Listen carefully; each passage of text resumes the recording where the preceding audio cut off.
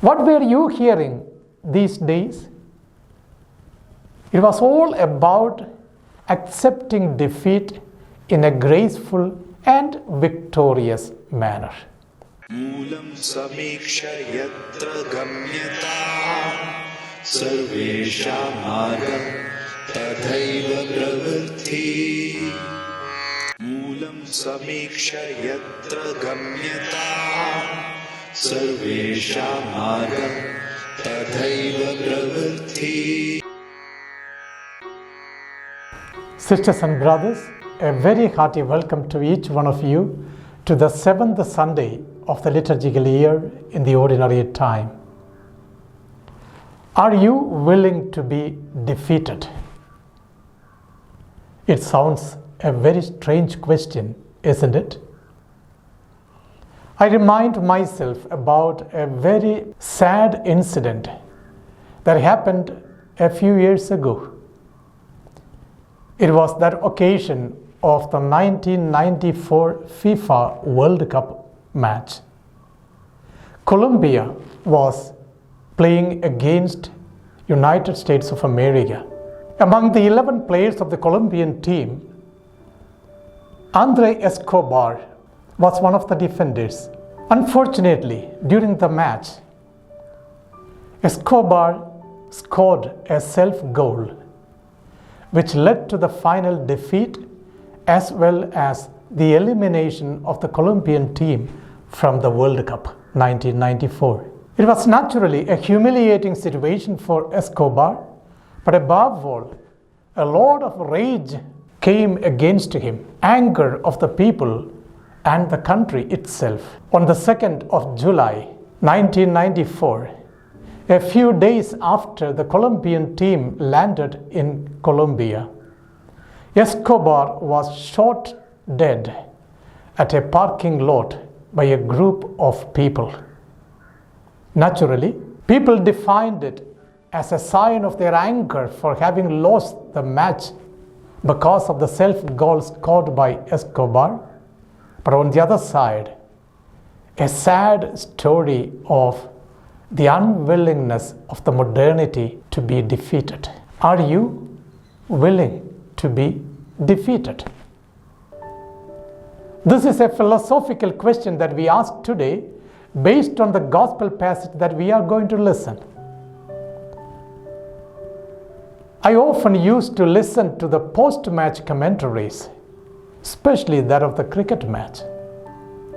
Very often the captain of the defeated team would come forward before the media and would say in a self-justifying manner, if only our batters could bat better, if only our bowlers could bowl better, we would have won. There was no graceful acceptance of the goodness of the other team or the acceptance of the fact that the other team was better than us. Are you willing to be defeated victoriously?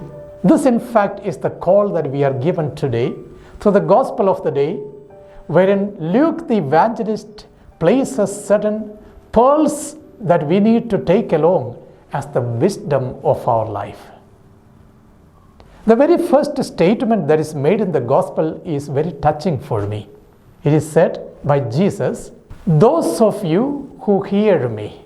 Yes, those of you who hear me. What does that mean? It means not just now you are hearing, you had been hearing me for a while. I'm going to tell you something further. What were you hearing these days? It was all about accepting defeat in a graceful and victorious manner. Blessed are you when you are poor. Blessed are you when you are hungry. Blessed are you when you weep. Blessed are you when people revile against you. These had been the things that you were hearing from my mouth, says Jesus. But now he says, you who have heard it and become blessed because of these aspects of your life, because you were poor, hungry, crying, and were reviled by others in your life, I tell you one more thing which could make you much better in your lifestyle. Love your enemies. My God, for me, this is something very strange. Jesus is speaking things that would never be accepted by modernity. People would never accept this kind of a teaching. Love your enemies. Look at the Jewish tradition itself. What was the philosophy of Jewish life? Mosaic law laid it very clear, tit for tat. Do to those who do harm against you the same way, harm only. And as a result, there was no philosophy of loving the neighbor coming on the way. At the same time, a new approach to life to make a person peaceful and joyful is promoted by Jesus today. Love your enemies.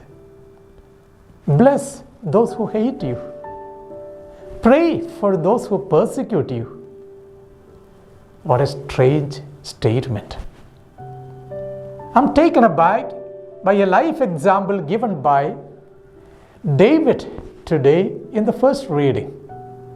We are reading from the book of Prophet Samuel. You know the love-hate story between Saul the king and David. Very often, Saul was jealous of David. As a result, finally, David had to flee from the palace to save his life. But God has certain plan to prove, and we would see that happening in and through simple people who are willing to listen to him. Together with his friend Abishai, David is now going to the camp of Saul, who is waiting for David to catch him and to kill him. God put a long sleep over the whole camp of Saul, and as David reaches the camp of Saul, he sees a spear stuck on the earth and a jar of water near him. Abishai immediately tells him, "Just permit me, my master. I will take that sword and kill him. With one strike, I will kill him."